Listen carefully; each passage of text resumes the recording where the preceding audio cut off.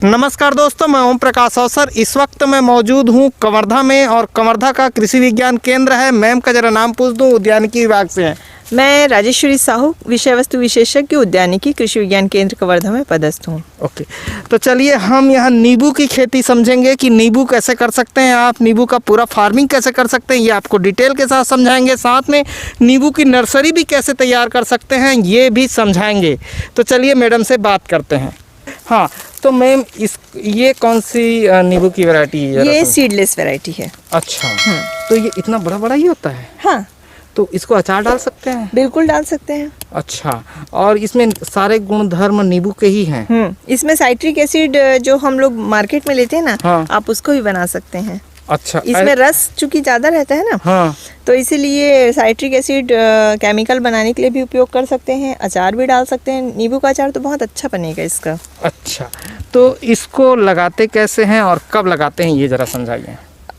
बस इसको आपको कुछ नहीं करना है। जून के महीने में इसमें भी एक ही चीज़ है कि आपको एयर लेयरिंग जो अच्छी किस्में हैं, जैसे हमारे पास है PDKV लाइम है, विक्रम वैरायटी है, सीडलेस वैरायटी है, प्रामालिनी है, कागजी है। तो इन किस्मों का चुनाव आपको अपने हिसाब से करना है, क्योंकि आपका मार्केट कैसा है। अगर आपको इसका मार्केट नहीं है, आपको लगता है कागजी का अच्छा है, तो आप कागजी लगाइए। सभी वैरायटियाँ जितने भी कृषि विज्ञान केंद्र है या इंदिरा गांधी कृषि विश्वविद्यालय रायपुर के नर्सरी है वहाँ अवेलेबल है। आप उस हिसाब से आप अपनी पसंद के हिसाब से ले सकते हैं। इस जून में गड्ढे 60 सेंटीमीटर और 30 सेंटीमीटर लंबाई, चौड़ाई, गहराई इतना ध्यान रखना है। उसके गड्ढे खोद लेना है। ये जो दिख रहा है राउंड, हाँ, है ना? नहीं, गड्ढे जब खोदते हैं, गड्ढे जब खोदते हैं, हाँ, तो 2 फीट गहरा, हाँ, 2 फीट चौड़ा, 1 हाँ, फीट ऊंचा, अच्छा ना, इतने का हमको गड्ढा खोद के फिर उसमें अच्छे से सड़े हुए गोबर खाद लगभग 20 से 30 किलो, फिर DAP पोटाश 50-50 ग्राम मिला के और क्लोरोपाइरीफास, ताकि दीमक की समस्या ना हो, मिला के भर देना है। और जो किस्म हम ला रहे हैं उसको लगा देना है। पानी वगैरह डाल के थाला बना देना है। चाहे तो अगर पशुओं का से बचाना है तो बाड़ लगा दीजिए। लगभग ये 2.5 साल में आपको ये 2.5 साल की फसल है और देखिए कितने अच्छे फल लगे हुए हैं। 2.5 साल में फलने लगेगा। ये जब लगाते हैं तो नर्सरी कितने दिन की होनी चाहिए? जैसे आपने गुटी से तैयार किया तो बस वही एक विधि है। ये जो आपका शाखा है, ये जो शाखा है, यहाँ पर आपको कट मार के, कट मतलब सिर्फ चीरा लगा के ऊपर का जो छाल है इसको निकालना है। फिर मिट्टी जो है, मिट्टी, गोबर और काई मिला के जो छाल आपने निकाला था उस पे ऐसा लगा के फिर इसमें झिल्ली बांध देना है। और 1 महीने बाद इसमें जड़ आ जाता है। फिर इसको आपको काट देना है। इस नीचे पोर्शन से इसको यहाँ से काट देंगे और आपका ये पौधा हो जाएगा। फिर 1 महीने बाद आपको वहाँ दिखाऊंगी, वो पौधा आपका तैयार हो जाएगा। मतलब 2 महीने में आपको नया पौधा आपका मिल गया। अच्छा, वानस्पतिक विधि से। फिर आप 2 से 2.5 महीने में जैसे आपका पौधा तैयार हुआ, आप लगा दीजिए जहाँ आपको लगाना है। अच्छा, मतलब मैम जैसे अभी कोई किसान 1 एकड़ पे लगाता है, तो इस विधि से खुद दूसरे एकड़ पे अगर वो करना चाहे तो उसका नर्सरी फिर वो तैयार कर सकता है। मतलब वो साल में कम से कम, जैसे 1 पौधा है ना, इससे 50 पौधा तैयार हो जाएगा। और वो नर्सरी बना के जो विधि आप बता रहे हैं उससे सेल भी कर सकते हैं। उससे अलग अर्निंग कर सकता है। बिल्कुल। अब मान के चलिए इससे 50 से 60 पौधे एक पौधे से बनेंगे। हाँ। अगर आपने एक बार मेहनत की, अच्छी किस्में ले आए, तो आप पौधे, फल तो बेचेंगे ही, आप पौधे ही बेचेंगे। पौधे भी बेचेंगे और वो भी महंगे दामों में बेच सकते हैं। मतलब एक बार आप एक दिन लगाएंगे, 50 पौधे आप तैयार करेंगे, ठीक 1 महीने बाद काटेंगे और बैगिंग करेंगे। और आप 100 रुपए के दाम पे भी बेचते हैं तो भी आप 5,000 2 महीने में कमा लिए। मैम ये फल कितने साल में एक बार आता है? ये साल भर फल लगते रहते हैं। साल भर कंटिन्यू लगते हैं। कंटिन्यू। तो आप कंटिन्यू पौधे भी बेचते रह सकते हैं। देखिए पौधे आप क्या है कि जैसे शाखाएं हैं, जितनी शाखाएं आप उतने पौधे तैयार कर लीजिए। हाँ। तो ये है, वेरी गुड। तो मैम इसमें एक से दूसरे नींबू का जैसे हम बात करें तो कितना डिस्टेंस में? 5-5 मीटर है। 5-5 मीटर है।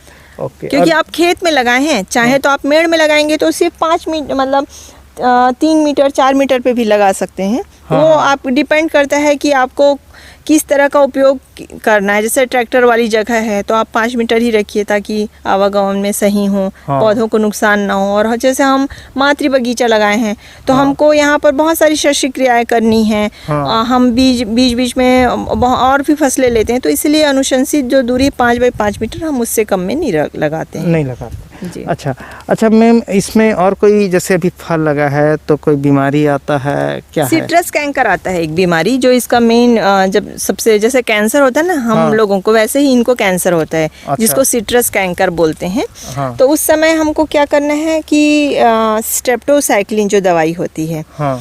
वो आप एक पाउच आता है, हाँ। 6 ग्राम का आता है, उसको 10 लीटर पानी में घोलना है और उसके बाद स्प्रे कर देना है। अच्छा। हाँ।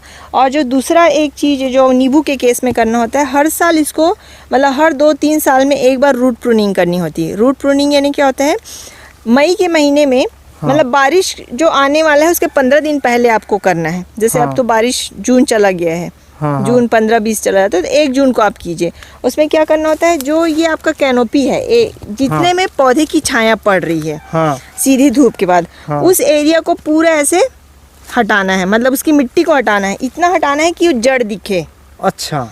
जो जड़ फैली होती है ना वो दिखे। उसके बाद उसको 15 दिन आप छोड़ दीजिए। हाँ। बिल्कुल छोड़ दीजिए ताकि खड़े धूप में वो पूरा जड़ जो है वो सोलराइज हो जाए।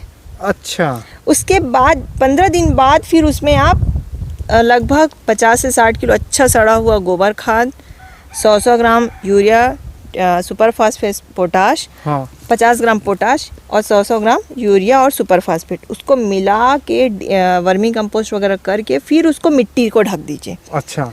फिर अच्छे से ढक दीजिए और 15 दिन बाद उसमें पानी डालिए। अच्छा। 15 दिन तक आपको पौधा मुरझाने भी लगे तो पानी नहीं डालना है। अच्छा। वो इसलिए होता है ताकि इसमें फलन बहुत अच्छा हो। हाँ। कीड़े बीमारी की समस्या नींबू के केस में बहुत अच्छा ज़्यादा होता है। हाँ।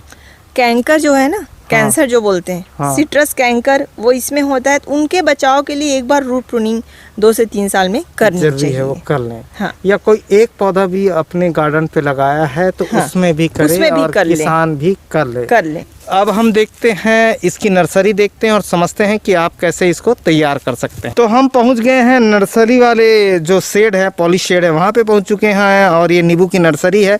और मैम जिस विधि से बताई थी उसी विधि से तैयार हुआ? बिल्कुल बिल्कुल, ये गुटी विधि जो मैंने वहाँ आपको करके दिखाया था। हाँ। उसके बाद क्या होता है, 1 महीने बाद जब उसमें आप पॉलीथीन से आपको बाहर दिखने लगेगा जड़, दिखने लगेगा सफ़ेद कलर की। अच्छा, वहाँ हाँ, लगा रहे जो हैं। छोटी सी आप पॉलीथीन लगाएंगे ना शाखा में, हाँ, उसके ऊपर जड़ निकलना दिखने लगेगा। अच्छा। तो आप समझ गए कि अब इसमें जड़ आ गया, मतलब हमारा अलग पौधा तैयार हो गया। तो उसको बस उसके नीचे से काट के, ये देखिए पॉली बैग में आप, जैसे काले कलर का पॉली बैग है, इसमें आप मिट्टी और वो वर्मी कंपोस्ट या गोबर खाद ये मिला दीजिए। और ये देखिए जब उसको वो झिल्ली को फिर लाएंगे और तुरंत निकालेंगे, पानी में डुबाएंगे ताकि जड़ सूखे ना। उसके बाद इसमें अच्छे से पानी भर लेना है, पहले इसको गीला कर लेना है। ठीक है। इसमें ये जैसे मिट्टी भरे, उसके बाद अच्छे से आप इसमें पानी भर के इसको गीला कर लीजिए। और उसके बाद वो जो पॉलीथीन है जिसमें वो ढका हुआ है इसका पौधा, उसको निकाल के फिर तुरंत इसको लगाना है। अच्छा। सूखने ना पाए। और ये जड़ देखिए, अब ये जड़ है जो उस पौधे से पॉलीथीन था, ये नया जड़ यहाँ बना लिया। और यहाँ ये आप देखिए 1 महीने के बाद ये बिल्कुल एक नया पौधा तैयार हो चुका है। अच्छा। अब इसमें कुछ में तो फूल भी आने लगे हैं। ये फूल आने लगे। ये फूल आने लगे हैं। अब इसको हमको लगाना खेतों में बहुत जरूरी है, मेड़ों में। और ये अगले 2 साल में ये फल आना शुरू हो जाएगा। अब जो विधि आपने बताई कि गड्ढा खोद के ऐसे डालना है, वैसे इस पॉलीथीन से इसको पॉलीथीन को फोड़ देंगे। जब हम गड्ढा खोद लेंगे उसके बाद जब जाएंगे तो ये पॉलीथीन को हटा देना है और मिट्टी को नहीं हटाना है। पॉलीथीन, बस पॉलीथीन को हटाना है और मिट्टी लगे लगे फिर उस गड्ढे में डाल देंगे। फिर वो पौधा बनेगा, पेड़ बनेगा, फलेगा। 2 से 2.5 साल में आपका फल आना शुरू हो जाएगा। और इस तरीके से पैसे आपके जेब पे आ जाएंगे। तो ये कमाने के अर्थ ग्रहण करने के तरीके हैं। इससे आपका भी फायदा है, समाज का भी फायदा है, देश का भी फायदा है। अगर आप खेत पे धान बोते हैं तो मेड़ों पे कर लीजिए। और तरीके मैंने बता दिए भाई। वो सोलर वाला जो बाड़ आता है वो लगा लीजिए, बहुत सस्ते पे लगता है और उसका रेट जो है वो बिल्कुल अगर आप मुर्गा जाली लगाते हैं उससे 25% से भी कम में वो लग जाएगा। वो आप लगा लीजिए तो आपके लिए बहुत बेनिफिट है। इस तरीके से आप मेड़ों पे कीजिए और एक एक इंच ज़मीन का इस्तेमाल देश का किसान करे, यही कामना हम करते हैं। तो धन्यवाद। मैं ओम प्रकाश सर, वीडियो अच्छा लगा तो वीडियो लाइक कर लें।